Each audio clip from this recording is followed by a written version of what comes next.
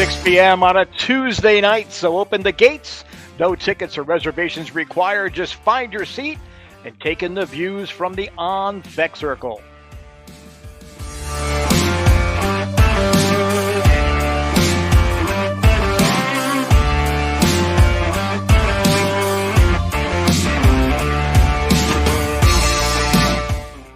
The On Fek Circle streams live to Blue Jay fans everywhere, 6 p.m. Eastern Time on the Jays from the Couch YouTube channel and Facebook page.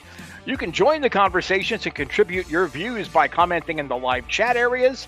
And if you happen to be listening to the audio podcast or catching us on the archives, you can still share your thoughts and suggest future show topics by tapping out an email, fecklesswonder@jaysfromthecouch.com. Now, JFtC brings engaging Blue Jays talk to you from a variety of hosts and shows. JFtC founder and senior editor Shaun Doyle hosts and moderates Blue Jays Talk for All every Monday at 6 p.m. Eastern Time. Shaun flies the Blue Jays flag while talking baseball with Toronto beat writers and players, out-of-town analysts, and fellow couchers. Jays from the Couch writer and podcast host Karen Suter takes a look at baseball through Blue Jays colored glasses on the sunny side of the Dome, Thursdays, 6 p.m. Eastern Time. Karen celebrates her Blue Jays fandom while delivering on-point analysis of the week that was and the days ahead. Now, if life keeps you from enjoying our shows live, you can redeem your rain checks to download and listen to all the great Jays from the Couch audio content at your convenience and on demand anywhere you find your favorite podcasts: Google, Stitcher, iHeartRadio, Spotify, Apple, Podbean. All three shows are available in our archives at any time on the Jays from the Couch YouTube channel, and all of these quality programs are brought to you by your source for quality Blue Jays coverage, JaysFromTheCouch.com. Welcome aboard another misadventure. It's not a 3-hour tour like Gilligan's Island. It's more like a 30-minute tour. But I am your host, the Fekless Wonder, Steve Fek. I'm also now known these days as the duly appointed Shadow General Manager of your Toronto Blue Jays. What does all that entail? We'll talk about that a little bit later. I want to touch on a couple of quick points. We were going to have actually a guest. I'm always talking about how I like to try to give voice to Blue Jays fans and listeners to the YouTube show and the podcast. Will was unable to connect here tonight, so we'll try to bring him back at a future time. He wanted to talk about the international draft, but I always have something to talk about, so don't worry about that. I mean, I'm not saying that's necessarily worthwhile for you to listen every time I talk, but I like to think that it is. I want to give you things to think about because this is your show. I'm hosting. I'm the one babbling most of the time, but it's all about you. So during the live show, please don't hesitate. If you have questions or comments, pot them up there. Even during the week, let's say you're listening to on a Thursday or a Friday, I check at least daily to see whether there's any comments there. And I try to reply as quickly as I can, and I love to keep the conversations going. So make sure that we do that. We also want you during the course of the show to post up what your favorite Blue Jays birthday gifts or events or moments that happened on your birthday. Our bedtime story, which will be at the end of the show, is going to talk about my personal favorite Blue Jays birthday present that I received. But I want to share some of yours throughout the show as well. And you don't necessarily have to wait till we get to the bedtime story. We'll probably try to put most of them up then. But I mean, at any point, just kind of jump in, join our conversation here. Now, before I get down to the crux of the matters here, I'm going to throw out a couple of ceremonial first pitches going on right now through August 31st. Is yet another Jays from the Couch versus ALS fundraising campaign. This one is for my birthday. My 62nd birthday comes up on Saturday. But I don't want gifts from anyone. I don't want attention or good or happy wishes or whatever. I want you to consider making a tax-deductible donation to ALS Canada to help us help them find a cure to one of the most just horrific diseases that are out there. And if just throwing cash out doesn't excite you, let's say you want to get a little bang for your buck when you're making a payments, you're going to see an address up there, facebook.com/SFek117. If you go there, you will see the link to my birthday fundraiser for JFtC versus ALS. There'll be the link to make the direct tax-deductible donation. There will also be a link to the Jason the Couch Redbubble shop. 100% of the profits of everything you buy, whether it's a sticker, whether it's a cell phone skin, a T-shirt, a mug, there's pillows, there's wall hangings, anything you buy, 100% of the profits will go directly to ALS Canada as we continue our campaign to help them, help the families, and help the patients of folks that are stricken and having to deal with ALS on a daily basis. So again, facebook.com/SFek, FEK117. You'll see the event will pop up probably on the left-hand part of your screen when Facebook comes up, and the links are right there. Whatever you feel more comfortable doing. And don't think, okay, if it's $1, it's $1. If it's $100, that's even better. Okay, if you buy a sticker and not a shirt or a mug or anything that you feel comfortable doing is going to help us, help ALS Canada, and help patients and families that are having to deal with ALS. Now, the second first, really, it's the second ceremonial first pitch.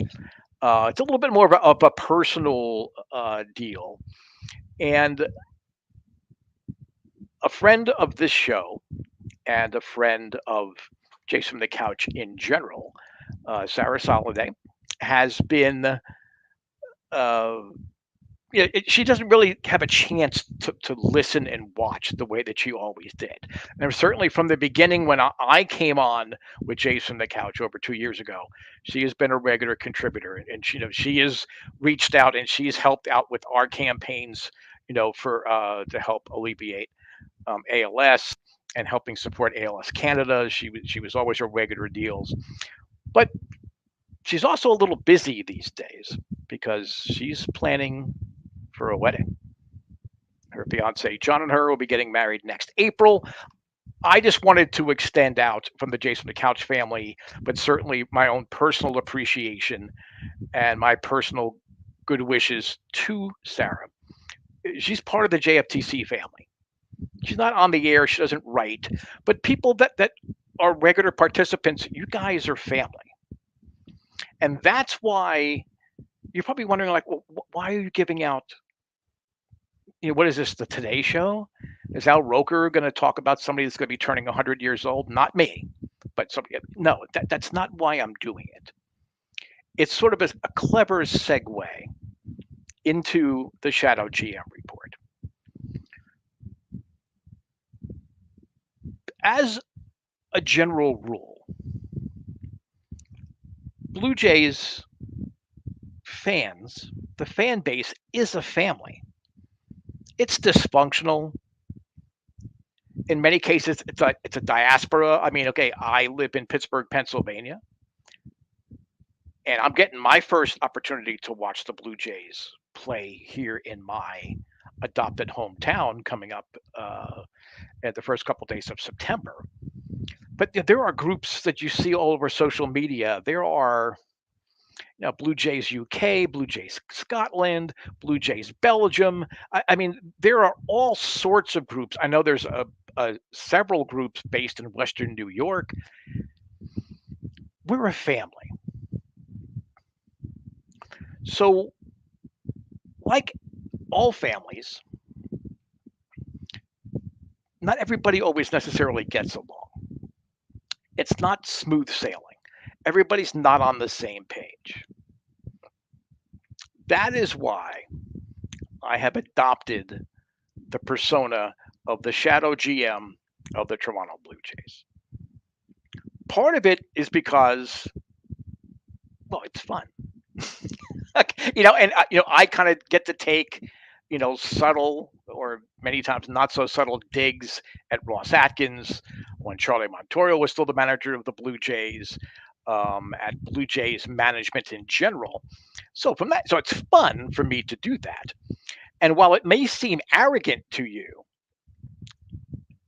I do it specifically because of this sense of responsibility and this sense of family that the Blue Jays fan base really lives out on a daily basis.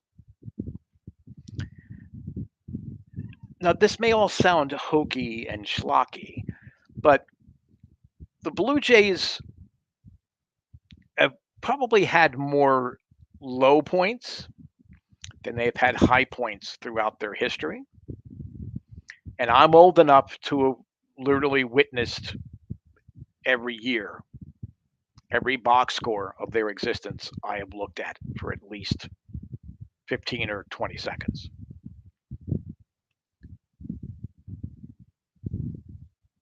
We are in the ascent, certainly.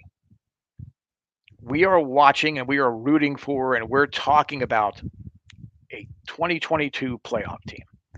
And no bones about it, this team is a playoff team. Now, there's a great diversity of opinion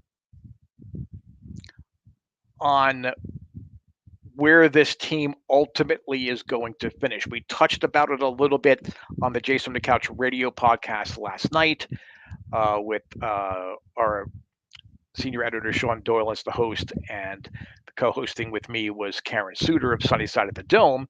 So we touched a little bit on that. And if you watch any of our podcasts, not only do you definitely witness pretty sharp diversity of opinions, but you also witness that family dynamic among Blue Jay fans that I alluded to here off the top. Shaun is, significantly younger than I am. So in theory, I'm the older brother. I don't want to say I'm the big brother because he's far more mature and far more intelligent than I am. But, so he is always kind of looking out, for myself and Karen, encouraging us, giving us opportunities. I mean, if you told me that there would be On Fek Circle merchandise available in our Redbubble shop that's helping the ALS cause, but that merchandise was inspired by a show that I host and by articles that I write for JaysonTheCouch.com, it's beyond a dream come true for me. Shaun makes that happen. And also, I think sometimes as the younger brother, okay, within this podcast dynamic, he is either amused or bemused by the rather offbeat behaviors or comments or opinions that I might share, and also by the interactions and the very special dynamic between myself and Karen. Karen's show is called Sunny Side of the Dome for a reason. Okay, we tease her, say, "Oh yeah, she's looking through Blue Jays colored glasses." She proudly admits that she does. And there are times that I drive her crazy because it appears as if I'm being negative or I'm being critical, and I am, but there's a reason behind it. And that's why with the Shadow GM, I try to put things out there so Blue Jay fans, first they have to stop and think. Okay, maybe it's like, well, wait a minute, what are you talking about? But take that breath and say, well, wait a minute. I get what the shadow GM is talking about. It's not the company line that Ross Atkins and Mark Shapiro and, God bless them, the majority of the credentialed beat writers. I exclude Keegan Matheson from that. Keegan does that delicate balance, very similar to what Karen does, where he's obviously a Blue Jays supporter, and he wants to see them do well, and he wants to, paint a fair picture, but he's not afraid to criticize. I can't say that for a lot of others. And then you've got the Mike Wilners of the world that just want people to click and respond to their social media posts or whatever. Uh, some of the people in the print media, the same way. I just want you to think. So when I'm on this show or I'm on the podcast, but let's talk about this show right now because you're listening to it as a podcast right now. You're watching me live on YouTube, Facebook, probably on Twitter. You can click on the link on Twitter and go there too. And you're being challenged by me. So this is like a Thanksgiving table or a family reunion gathering. Everybody's around the table. There's lots of noise, lots of conversations, but the loudest voice right now is mine because you're tuned into this show. I'm not talking just to hear myself talk. I don't think I'm the brightest flashlight in the drawer. I don't think I really believe that I'm right, but I'm not arrogant enough to think that I'm always right. But I think what we want to do here, and when I try to do as the shadow GM, is throw things out there for you to consider because you're not going to see it in mainstream media reports. You're not going to see it on the Sportsnet pregame shows or postgame shows, more than likely. Okay, you're not going to see Hazel May, talk about it before she gets splashed with an ice bucket of Gatorade or whatever it is that that's going on during the interviews. I'm putting ideas out there and concepts out there and points of view out there for Blue Jay fans as our family to discuss. There's debates, sometimes there's arguments, even in the best of families. There are disagreements, there are arguments. There's always that crazy uncle from the States that says a lot of seemingly wild things. But ideally, the people that are more in tune with the family dynamic say, that's pretty interesting. I hadn't thought of that before. So when we do the Shadow GM report, is my tongue firmly in my cheek? Sure it is. Sure it is. I'm not going to sniff a job selling tickets at the Rogers Center, let alone being in the front office administration. But it doesn't mean that I should just sit back and say, well, it's been a disappointing season and there's injuries and, the starting pitching has been down. I don't believe that my role within the Blue Jays fan family is that. I have experience in scouting, in amateur coaching. I've played baseball, not at the professional level, but at pretty high levels. I've been a fan as long as I can remember. And I'm old enough to remember 10 years before the Blue Jays even played their first game. So I want you to just listen and consider the family table conversations that I start. And I want you to have conversations with your fellow Blue Jays fan brethren, cousins, what coworkers, whatever they might be, and take an honest look at what being a Blue Jays fan in 2022 really means. The conversations are going to change in the off season. They're different in spring training. But during a season, you have to be realistic. It's why, talk about family dynamics. We have two of the finest writers about analytic topics at jaysfromthecouch.com, and Bob Ritchie and Jim Scott.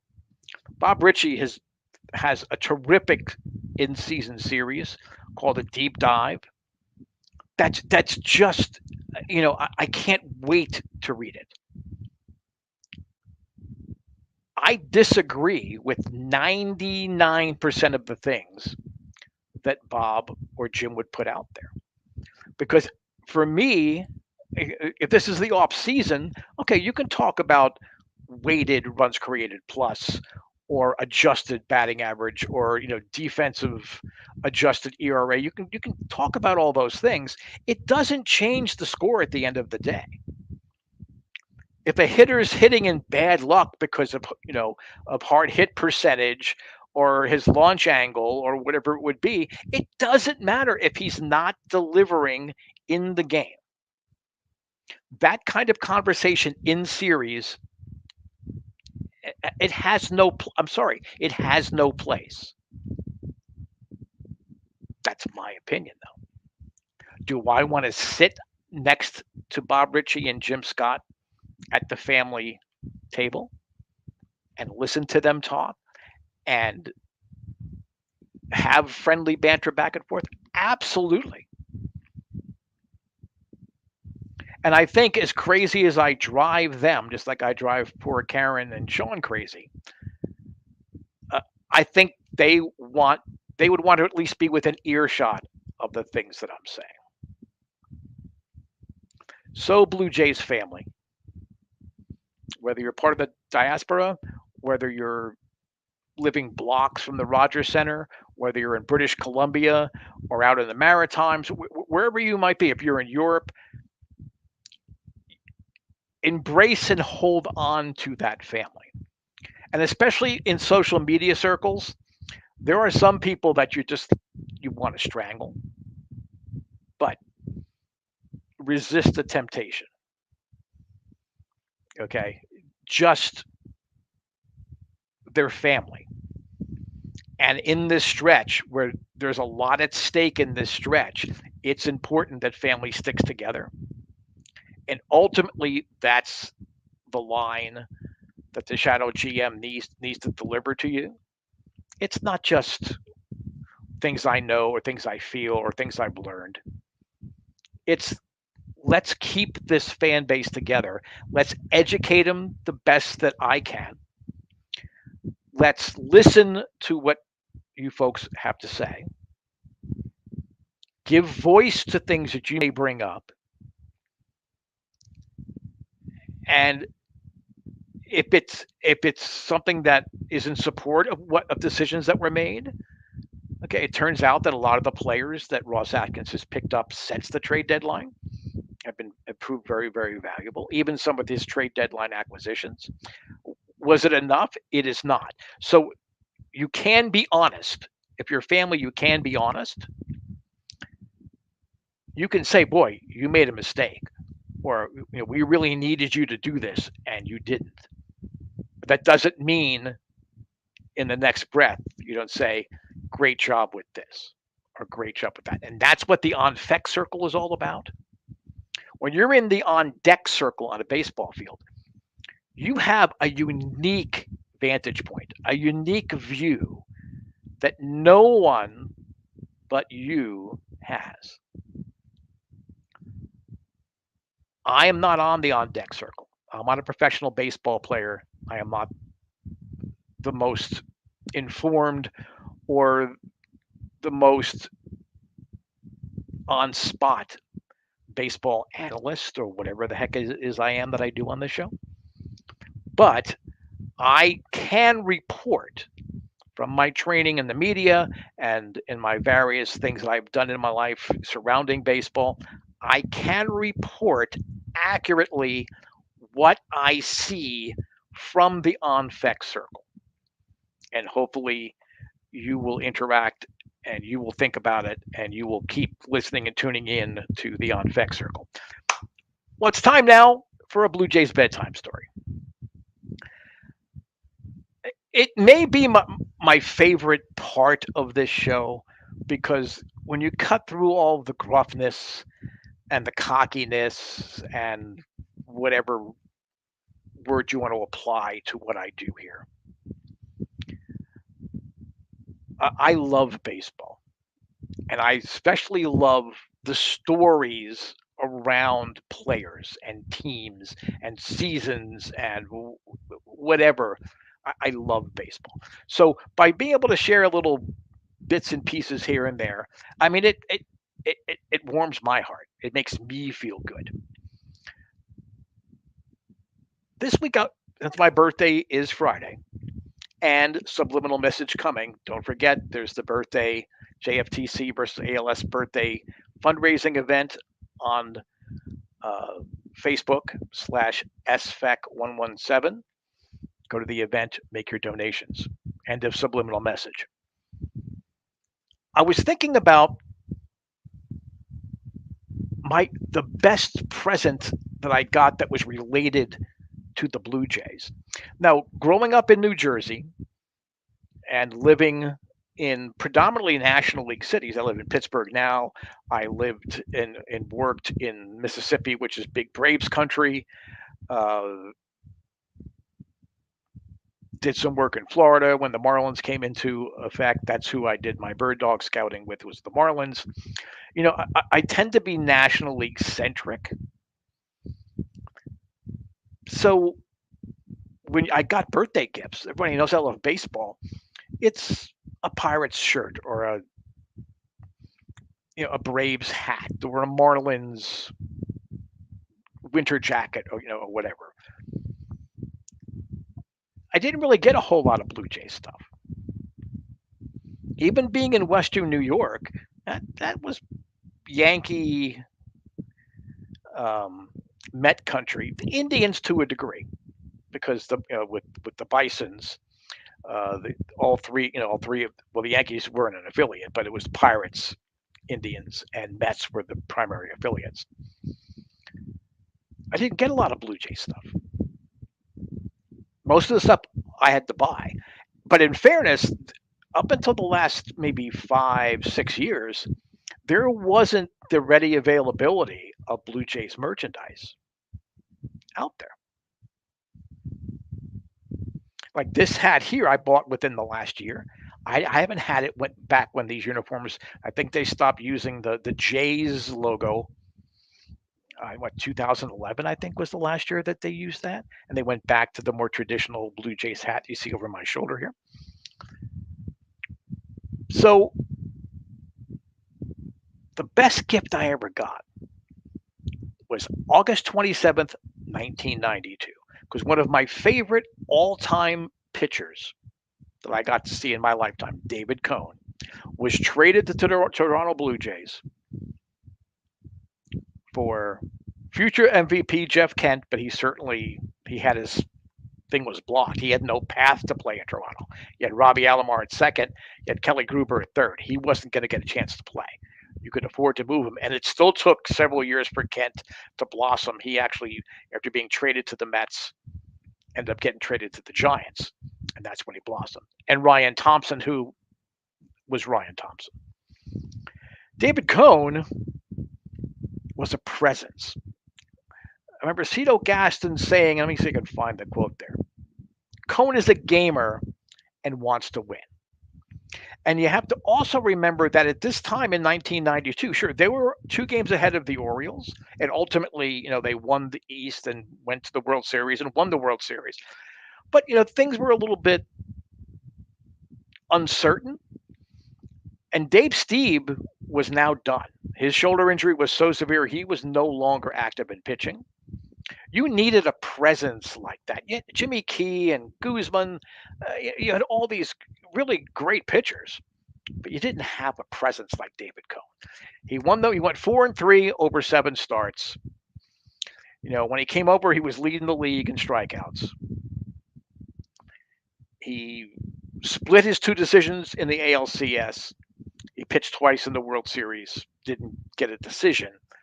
But that presence helped bring our Toronto Blue Jays its first World Championship. That's a pretty great birthday present, if you ask me, as a Blue Jays fan. Now, 2 things coming up will be, the Blue Jays are playing in Pittsburgh. Our Karen Suter, her husband Ron, are coming down. We're going to be connecting with a local podcast, the Pirates Fan Forum. It's going to be a great weekend. That hasn't happened yet, so I can't really say that's my favorite birthday one yet. There was another one that happened, I just stumbled across today. Gibby's back. He's on Twitter. John Gibbons 05 on Twitter. It's a must follow. I love John Gibbons. Loved him as a player. Loved him as a manager. I know there's a lot of split decision on that, but that's another pretty good prelude to my birthday. So we'll have the Blue Jays after my birthday, Gibby on Twitter leading up to my birthday. But August 27th, 1992, David Cone was a great birthday present for this Blue Jay fans. I'm out of time for the week. I'm actually way past out of time, but I do want to thank you for listening. Remember, you can catch this as a podcast, Apple, Stitcher, Google, Spotify, Podbean.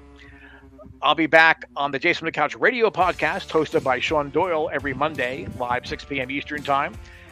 Karen Suter's shows the next 3 weeks. Usually it's Thursday. It's going to be on Wednesday, 6 p.m. So tomorrow night, 6 p.m. Eastern time. Make sure you tune in for all that. All the shows available on demand on our YouTube channel and as a podcast. Thanks for tuning in to the On Fek Circle. Don't forget, facebook.com/SFEK117. Make a donation, tax deductible, toward ALS versus JFtC campaign, or buy some great merchandise from the Redbubble JFtC merchandise shop. Talk to you next week.